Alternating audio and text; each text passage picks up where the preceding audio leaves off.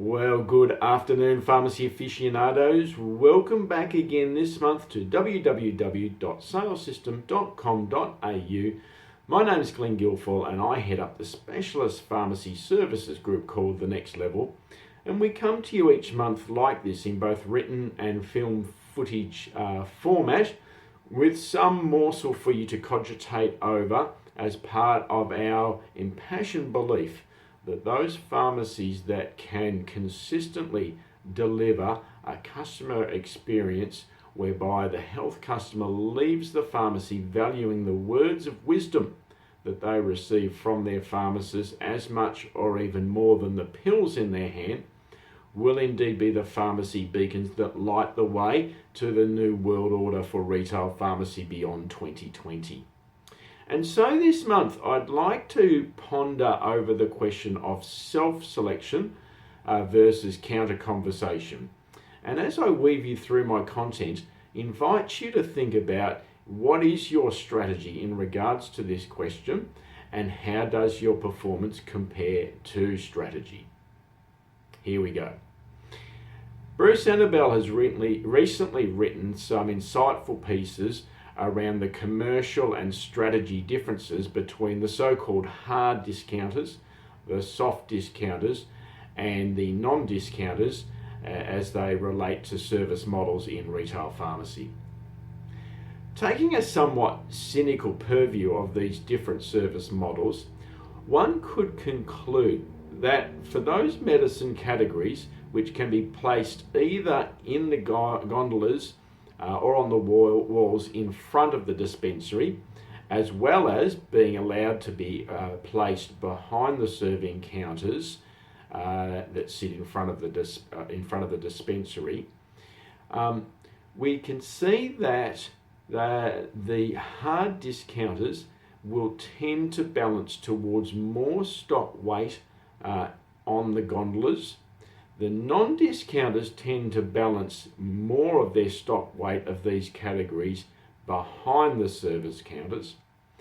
And then there are the soft discounters that Bruce describes as somewhere stuck in the middle. Well, kind of logical and intuitive in a way. The hard discounters seem to be signaling to their customers, come to our store and we will give you what you want with low touch staff involvement. Our massive range, discount prices and shelf talkers will give you the information that you need. Conversely, the non-discounters seem to send a dichotomous signal or invitation to their customers. Come to our store and our high touch and professional expert staff will give you what you need and the information that you want. If we consider these two opposite scenarios occupying either end of a service spectrum, then of course there's not just one single position for the soft discounter in the middle, but myriad. Following Bruce's pop music analogy, stuck in the middle with you, the Moody Blues coined the reality of my spectrum analogy beautifully in 1969 with their classic album title, A Question of Balance.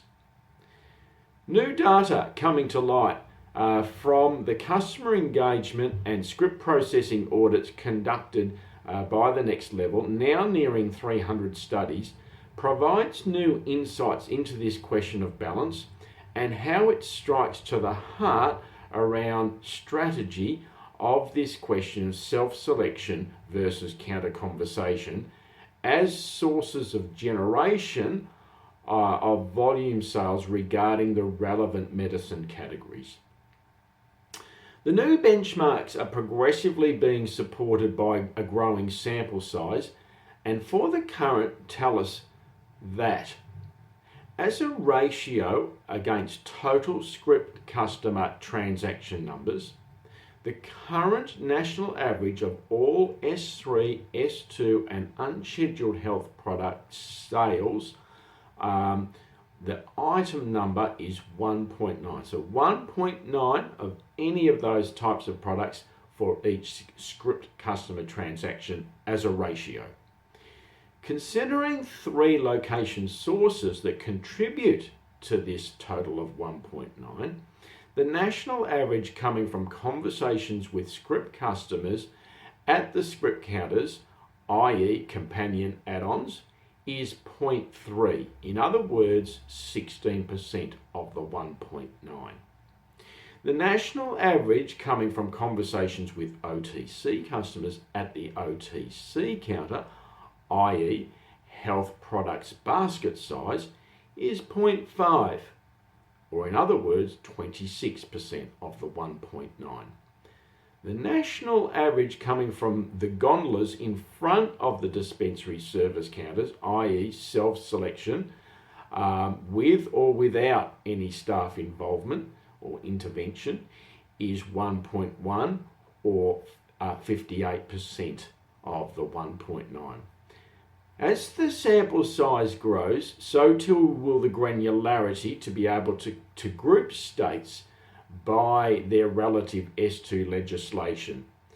Now it's possible for any pharmacy to assess its performance at two critical levels. Firstly, external comparison of non-script health product volume performance against relevant Australian standards at each of these three sources that I've described above, in the last piece. Secondly, internal comparison of relative contribution from each source against the business strategy, i.e. what percent of these sorts of products do you want to come from counter conversations versus self-selection? If you think about it, this really does strike to the very heart of the pharmacy strategy versus the health customer offer.